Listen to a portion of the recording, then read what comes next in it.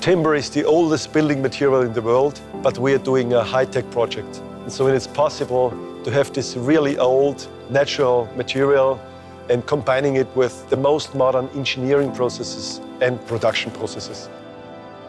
When we came into this project, we looked at the roof and that just bewildered us, how we were actually going to do it.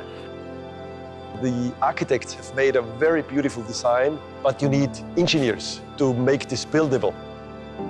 We had to interface with our colleagues very closely and actually develop the form together. We touch almost all parts of the project. We did a lot of computational work trying to quantify the forces.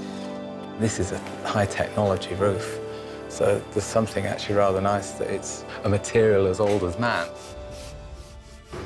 The roof is one of the most complex structures in the world, which perfectly reflects the beautiful rolling hills of Speyside.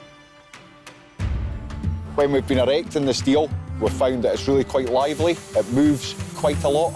It's quite a lightweight steel frame in comparison to the work it's doing. Everything's on tight tolerances, plus or minus 10 mil globally.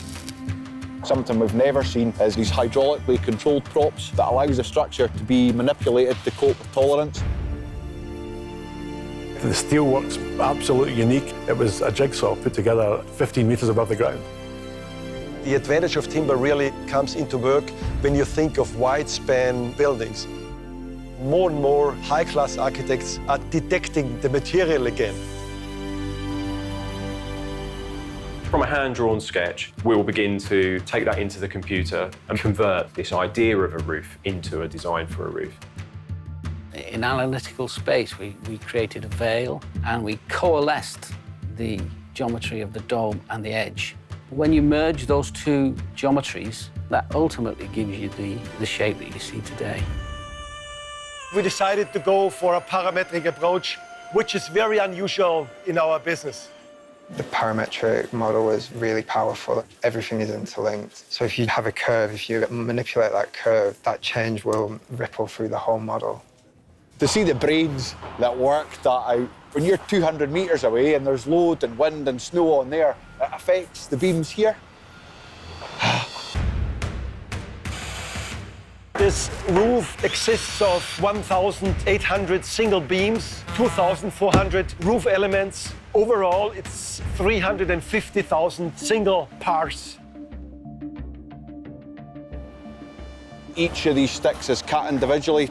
Each of the nodes got a name. Each of the beams got a name. That beam goes in that place. That cassette goes in that place. We just can't get it wrong.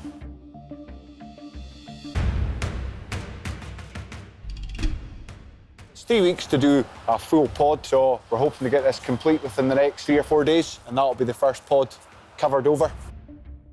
The rise in the forms is an expression of each of those still houses. It's not a constant rhythm. It's 4, and then it extends higher. That's to draw attention to the point at where you enter the building. We wanted the whole landscape of the building to be very much a manufactured landscape. Although it's emerging out of the ground, it's not intended to be lost. It's not a secretive building in that respect.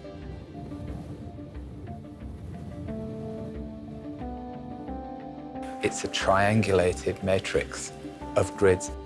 If you look at it directly on plan, it's a pure 3-metre grid, and it's only distorted as you look at it 3-dimensionally.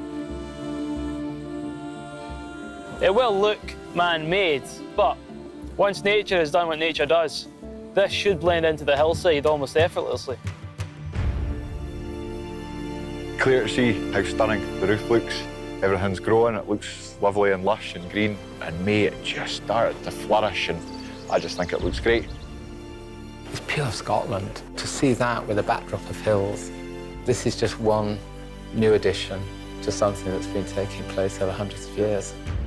Seeing the ceiling soar above you, almost like entering a cathedral, it's an amazing feeling.